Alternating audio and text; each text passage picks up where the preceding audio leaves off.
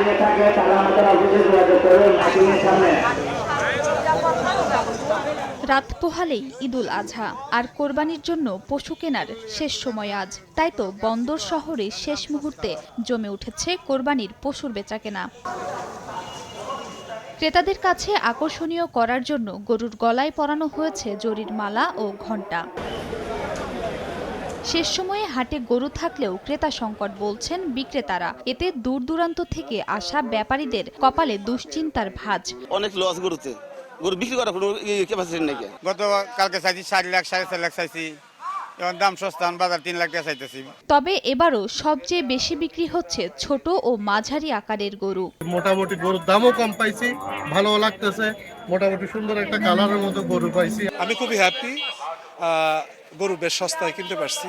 গরুর দাম গতবারের থেকেও 25-30 হাজার টাকা কমপক্ষে বেশি। এদিকে বড় গরু নিয়ে বিপাকে খামারি ও ব্যাপারীরা। চাহিদা অনুযায়ী দাম না পাওয়ায় বড় গরু বিক্রি করতে পারছেন না তারা।